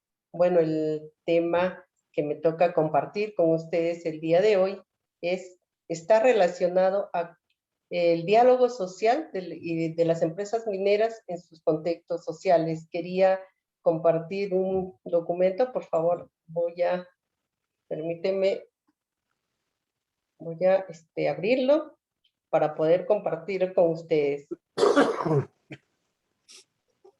A ver, quisiera compartir, pero no me permite, no lo identifico. A ver, licenciado, aquí. un momento. Creo que sí está habilitado, tiene la opción de compartir. Sí, sí estoy habilitado, sino es que como está en PDF no lo ubico. Aquí está. Ah, ya. Aquí está. Sí. Oye, muchísimas gracias. Bueno, como les comentaba, el tema que me convoca el día de hoy es el diálogo de las empresas mineras y su entorno social. Bueno, si vamos a un concepto, podríamos decir, muy básico de lo que es el diálogo, podríamos decir que es la forma de comunicación entre dos o más personas por distintos medios, ¿no? De transmisión, puede ser oral, escrito, en el que las partes involucradas expondrán un punto de vista respecto a algún tema que lo convoca a ambos y que a través del cual se intercambian ideas y sobre todo se llegan a algunos acuerdos en el mejor de los casos, ¿no? En otros casos quizás no se pueda dar esta situación. ¿Y qué cómo se da el diálogo social en un contexto minero? El diálogo social en un contexto minero podríamos decir que se entiende como la capacidad preventiva y en la actualidad se ha acuñado el término que sea transformativa del conflicto. Es decir, no solo prevenimos, ¿no? Sino cómo hacemos que esta situación de conflicto que afecta las relaciones de todos los actores involucrados en un contexto de minería pueda ser transformado y se generen acuerdos y consensos, ¿no? Para de repente impulsar, si bien la inversión privada, podamos generar desarrollo a nivel de las comunidades donde se desarrollan este tipo de proyectos. Esta capacidad o este concepto de capacidad preventiva y transformativa podríamos verlo desde dos enfoques, ¿no? Aquellos que hablan que este diálogo social en un contexto minero es donde hay un co-desarrollo de conocimientos, intercambio de historias y experiencias para construir un entendimiento mutuo entre todos los actores relacionados a esta actividad minera en un contexto social, ¿no? Y que va más allá de cumplir solamente con los objetivos de este proyecto de minería, ¿no? Y hay otro enfoque que habla, ¿no? De que es un proceso de participación, el diálogo social, con la participación de múltiples actores interesados. Cuando nosotros hacemos, por ejemplo, un mapeo de actores para analizar los contextos del diálogo social en un contexto de minería, identificamos primordialmente 5 tipos de actores sociales y políticos, ¿no? Podríamos hablar, un primer grupo está conformado por las autoridades locales y comunales. Como bien sabemos, en un contexto de minería hay zona de influencia directa e indirecta. Generalmente la zona de influencia directa está dada por las comunidades que se benefician o a las cuales se afecta con alguna actividad del proyecto de minería, y también está dado por la zona de influencia indirecta, que es generalmente los distritos a donde pertenecen generalmente las comunidades, ¿no? Puede ser los distritos, las provincias y las regiones a donde afecta. Esa es la zona de influencia indirecta. Ahora, en este contexto social de donde se desarrolla este proyecto, se dan múltiples actores. Si bien están las autoridades locales y comunales, también están las instituciones públicas y privadas. Cuando hablamos de la zona de influencia directa, podríamos hablar, por ejemplo, de las instituciones educativas y los establecimientos de salud, que es lo que principalmente hay en estas comunidades, ¿no? Y bueno, también se habla de las organizaciones de base. Las organizaciones de base están conformadas, bueno, pues por las mismas juntas directivas comunales, está conformado por las juntas de riego, por las juntas de agua y saneamiento. En muchos casos hay comités de defensa o rondas campesinas. En la actualidad hemos estado ya actualmente este año en 3 proyectos mineros haciendo un estudio social y se está identificando que ya las rondas campesinas están nombrando también sus rondas campesinas femeninas, ¿no? Entonces, quizás se está dando un rol más protagónico también a las mujeres, ¿no? Que son parte de estas rondas, igual hacen sus cadenas ronderiles, que ellos le llaman, ¿no? Y son parte activa en este proceso de cuidar la seguridad de sus comunidades.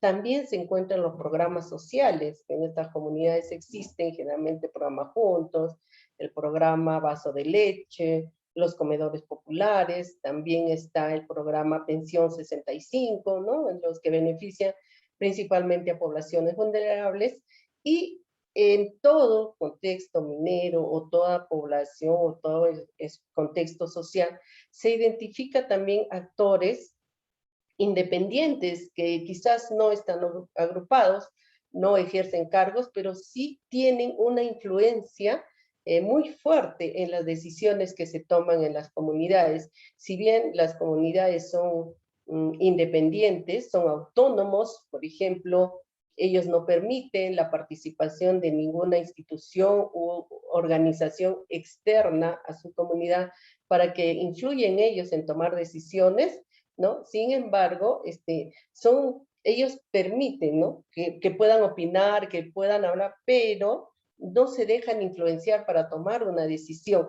Pero estos actores independientes sí orientan las decisiones de la comunidad. Y como ustedes saben, en todas las comunidades, lo que se acuerde en asamblea se cumple, ¿no? Exhaustivamente. Eso no se puede romper.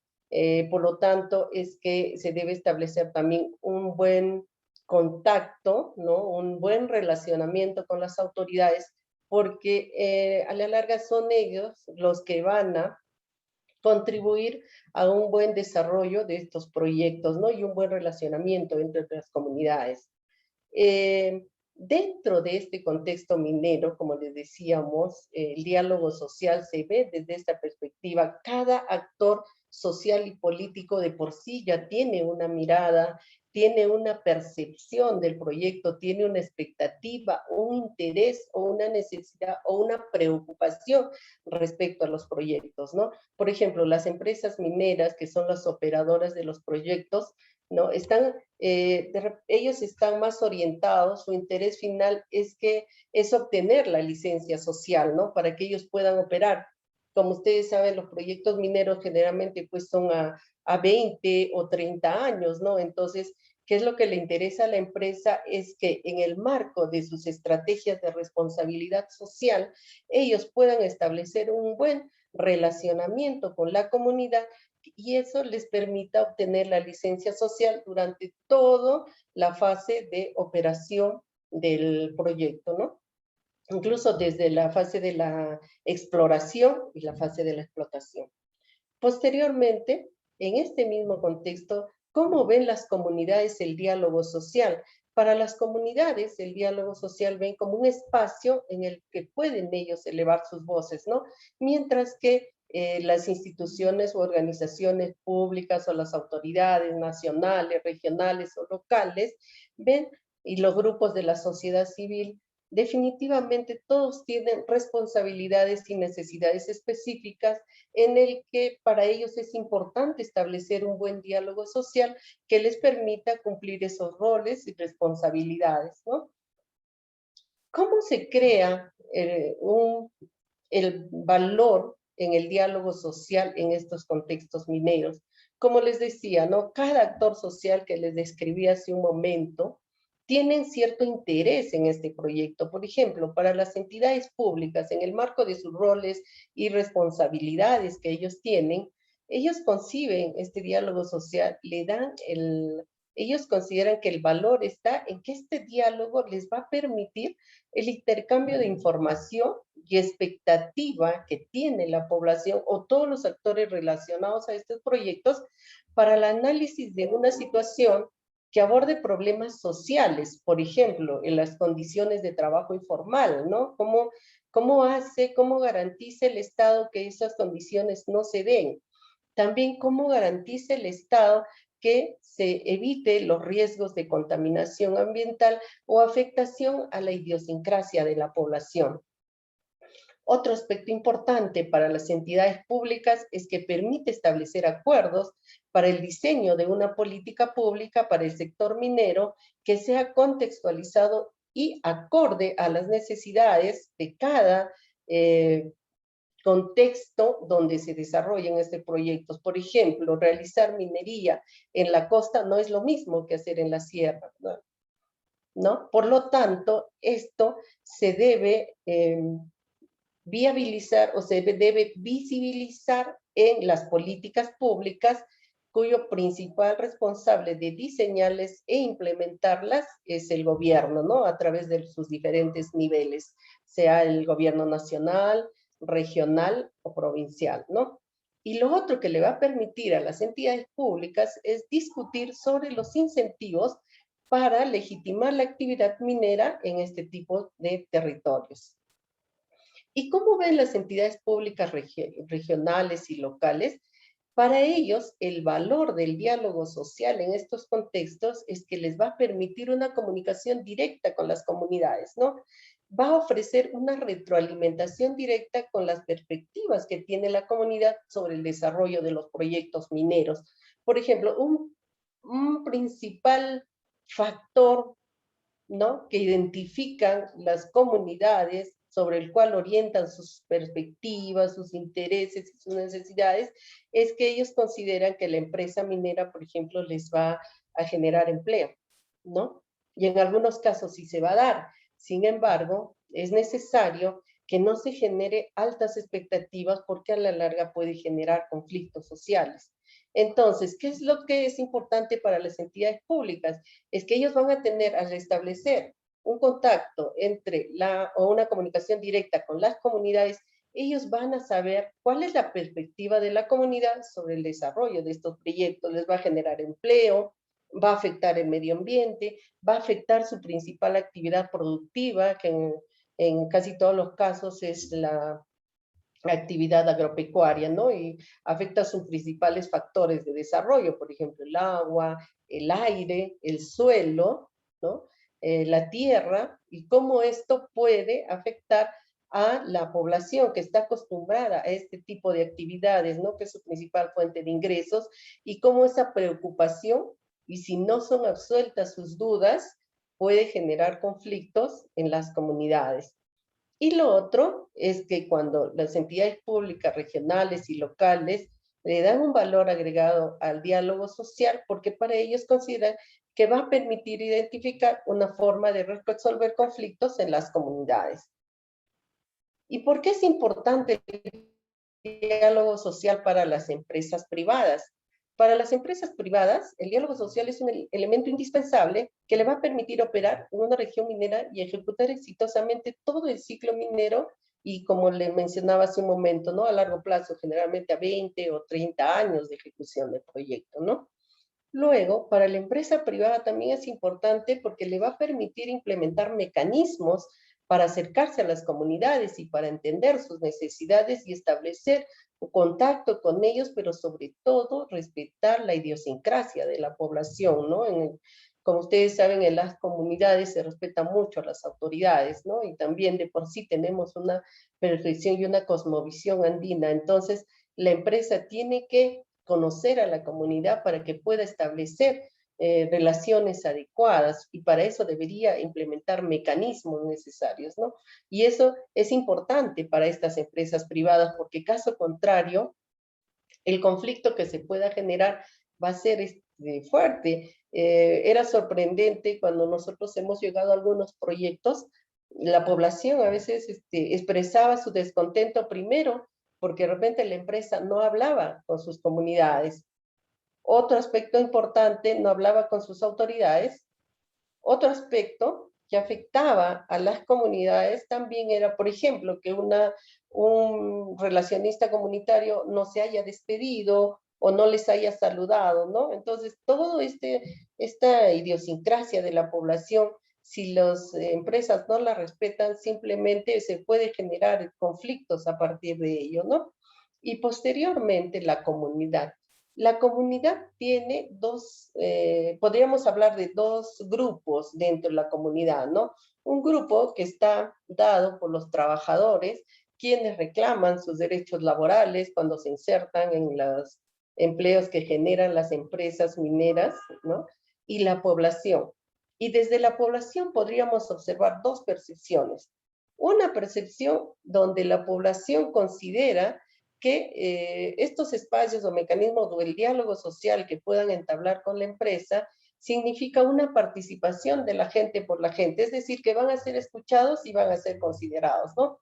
Sin embargo, hay otro grupo social que considera los espacios, este diálogo social considera como un espacio donde las grandes empresas mineras se reúnen a la gente simplemente para imponer su palabra, ¿no? Si es perceptible, eso se daba anteriormente. Hemos podido observar que anteriormente la población pensaba, ¿no? En la mayoría de casos, que las empresas llegaban y simplemente los utilizaban.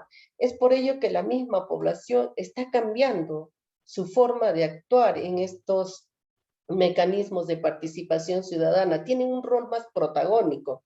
Por lo tanto, ya no se dejan manipular, no se dejan, no permiten, ¿no?, que la empresa pueda recurrir a algunas argucias, ¿no?, para lograr de repente lo que ellos consideran como la licencia social, ¿no? Y en eso también podríamos decir que el Estado ha contribuido. Nosotros venimos haciendo estudios desde el año 2011, lo que son proyectos mineros, sobre todo lo que es la elaboración de estudios de impacto ambiental detallados y semidetallados, donde un aspecto importante es la línea de base social, por ejemplo, y hemos podido observar cómo ha ido cambiando la norma y cómo se da una mayor participación de la población, cómo se está garantizando que la población realmente participe y recurra a diversos mecanismos en el que ellos puedan hacer conocer lo que piensan, cómo perciben y cuáles son sus aspiraciones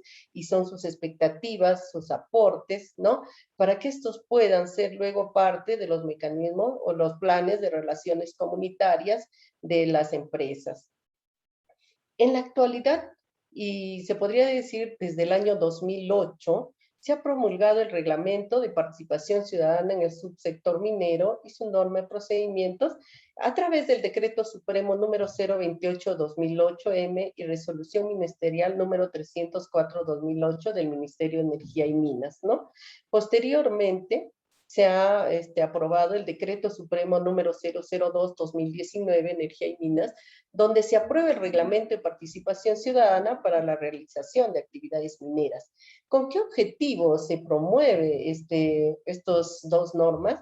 Primero, era para el reconocimiento del ejercicio de la participación ciudadana como un deber y un derecho, ¿no? Es decir, como todos somos parte de un modelo de desarrollo acorde a una localidad donde la empresa minera se está llegando a insertar, entonces, como todos podemos, si bien es nuestro derecho, pero también es un deber velar porque se cumpla nuestro modelo de desarrollo y se respete a la comunidad. Lo otro es que esta norma surge para que los procesos estén orientados a empoderar a la población y sean partes, si bien es cierto, de la vigilancia ciudadana para que este proyecto no afecte, ¿no?, principalmente a los factores sociales, económicos, ambientales de cada comunidad. Posteriormente, la atención a las necesidades del desarrollo económico y social en una óptica de desarrollo sostenible, como nos manifestaba, ¿no?, el colega que expuso anteriormente, es cómo se genera el desarrollo sostenible sin afectar, ¿no?, a las generaciones futuras. También esta norma surge en el marco de la necesidad de desarrollar mecanismos eficaces de comunicación, y eso ha sido un gran reto en este contexto actual de COVID-19, cómo la norma se ha tenido que adaptar a este contexto porque los proyectos tenían que continuar. Ya se vencían, ¿no?, las vigencias de los estudios de impacto ambiental de muchos proyectos y cómo se actualizaba, pero cómo se genera y cómo se garantiza la participación de la población, ¿no? Eso ha sido importante del año anterior y este año, cómo se ha ido desarrollando, y ahora se los voy a comentar. Bueno, Esta norma también esta norma también se emite para analizar la importancia de la transparencia y la construcción de relaciones fructíferas y duraderas con el enfoque del buen vecino, ¿no? Como todos establecemos relaciones adecuadas, que si bien podemos no estar de acuerdo, pero no deberíamos llegar al conflicto, sino cómo solucionamos nuestros temas, ¿no? ¿Cuáles son los objetivos de la norma específicamente de participación ciudadana? Es primero que las comunidades y la población conozcan los alcances e impactos de la actividad minera, ¿no? Segundo, era que la población pueda expresar sus opiniones y aportes a la actividad minera, a cualquier actividad a realizarse o que ya esté en ejecución, ¿no? Y posteriormente, facilitar que dichas opiniones puedan ser consideradas por el titular y las autoridades competentes en las decisiones sobre el diseño, evaluación y ejecución .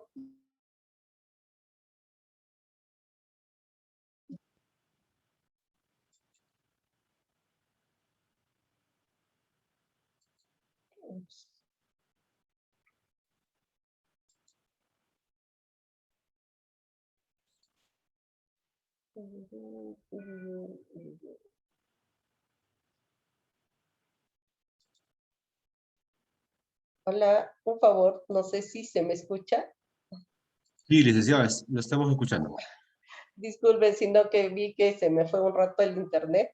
Bueno, entonces, eso era respecto a la norma, ¿no? Principalmente lo que les comentaba es que esta norma garantiza que las opiniones de la población puedan ser consideradas, ¿no? Por el titular, por la empresa y las autoridades competentes en las decisiones sobre el diseño, evaluación y ejecución de los proyectos mineros, ¿no? Generalmente los planes de participación ciudadana llevan hasta un año, ¿no? Para poderlas desarrollar y luego de ello recién dar aprobados los estudios de impacto ambiental. ¿Cuáles son los principales mecanismos de participación ciudadana en el marco de estas normas? Primero es que la población tenga acceso a los resúmenes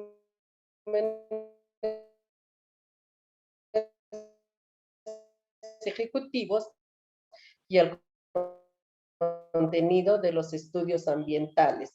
Durante el mecanismo de participación ciudadana, durante los planes, se entregan hasta por 2 oportunidades a la población, principalmente ambiental.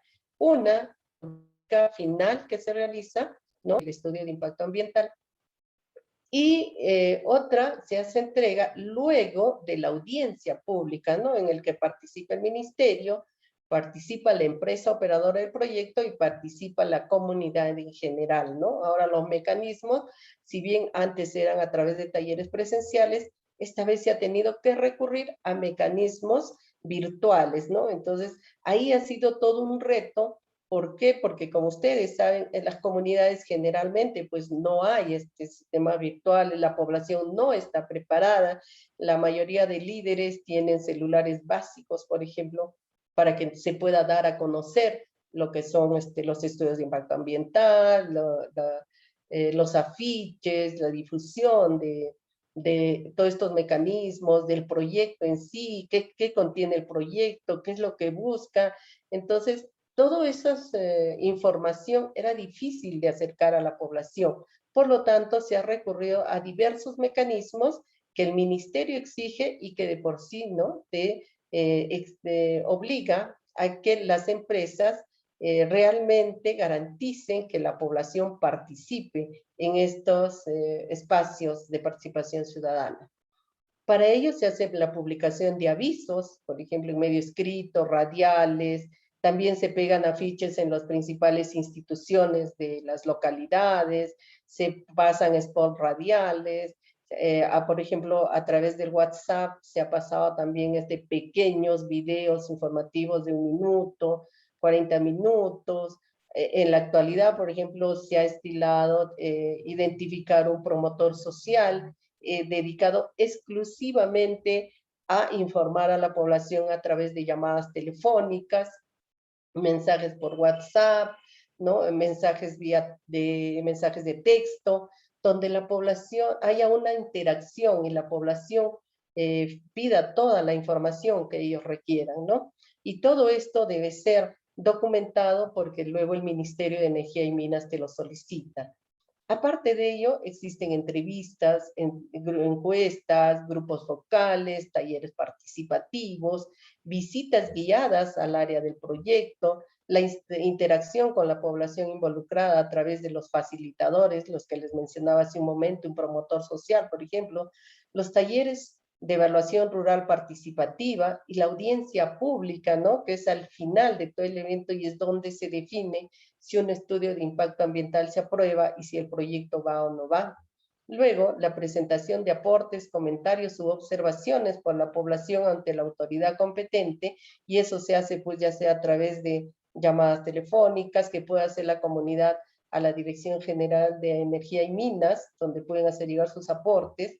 Luego hay una oficina de información permanente, hay un monitoreo y ambiental participativo, y hay el uso de medios tradicionales. Bueno, en el caso de ser necesario, se establecen mesas de diálogo y otros criterios que la empresa y la población considere que se deben para la selección de los mecanismos de participación ciudadana y como les comentaba que la empresa debe garantizar que la población realmente participe, ¿no?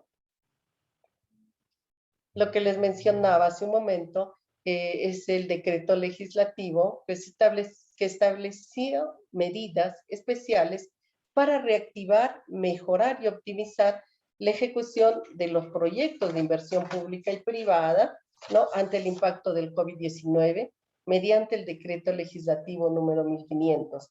Para ello, en el artículo 6 se hablaban de los mecanismos de participación ciudadana que se debían utilizar antes y durante la elaboración de los instrumentos de gestión ambiental.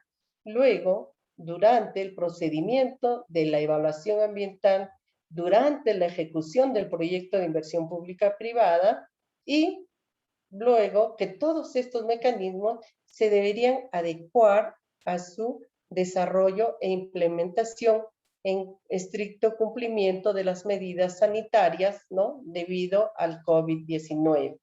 Por ejemplo, la participación ciudadana, cuando hablamos de las declaraciones o estudios de impacto ambiental, se inicia con primero, la empresa debería presentar un plan de participación ciudadana, ¿no? Es como qué mecanismos va a usar la empresa para que garantice la participación de la población, y esto debe ser aprobado por el Ministerio de Energía y Minas. Un mecanismo que se podría emplear y que te aprueba el ministerio es la distribución de material informativo bajo las puertas, la colocación de anuncios pequeños en el área de los proyectos o la difusión a través de redes sociales y página web, lo que les comentaba hace un momento, ¿no? De repente los mensajes a través de WhatsApp o vía mensajes de texto, ¿no? Y posteriormente, también lo que piden, por ejemplo, es la instalación de buzones de observaciones, sugerencias, comentarios y aportes que se implementan, se instalan 15 días antes del primer taller de participación con de las comunidades, ¿no? A ver, en un plan de participación ciudadana generalmente se dan 5 talleres. Son 2 se dan antes de la presentación del estudio de impacto ambiental.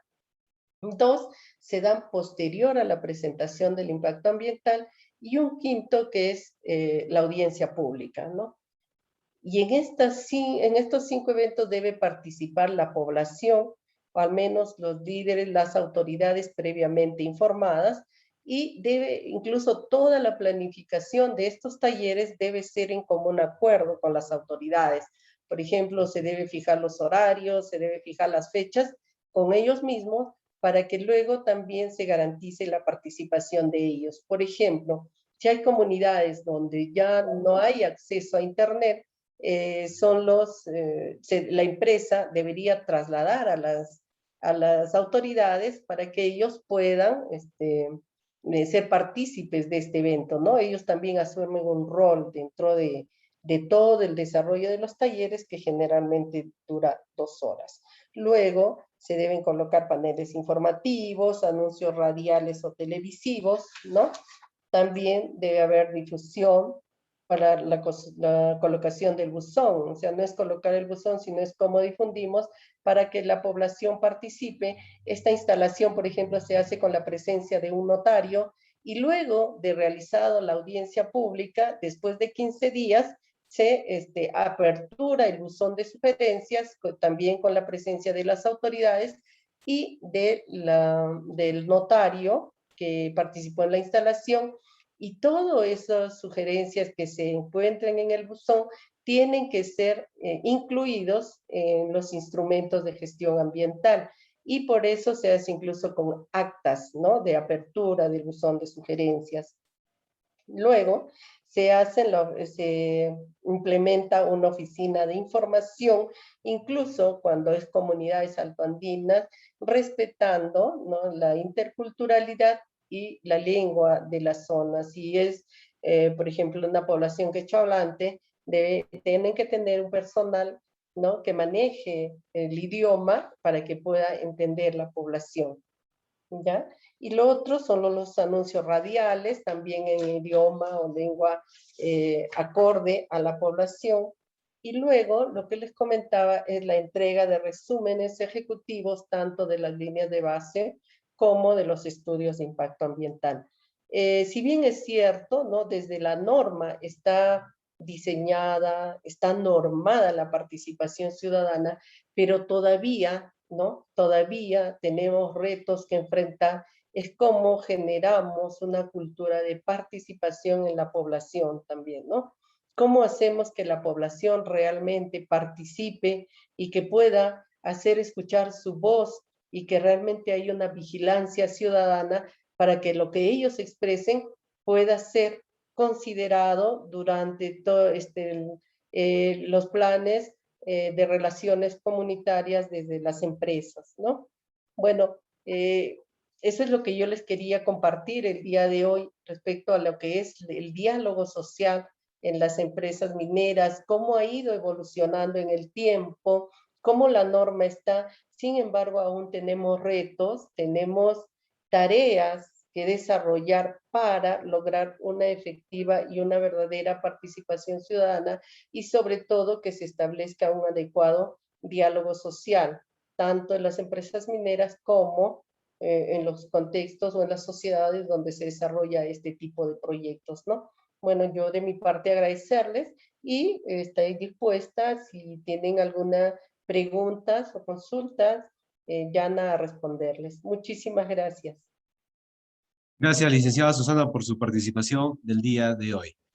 Bien, y también gracias, el agradecimiento a todos los participantes. De igual manera, la asistencia ya se ha estado anotando también para la emisión de sus certificados, ¿no? El día de mañana, jueves, estaremos culminando la última sesión, la sesión número 4. Ya, de igual manera, el video también se está grabando, ya en coordinación con el Colegio de Economistas se les estará enviando también el video. Muchas gracias, cerramos aquí la transmisión del día de hoy. Gracias a todos los ponentes también y los participantes, y nos reencontramos el día de mañana a la misma hora, 7 de la noche. Muchas gracias.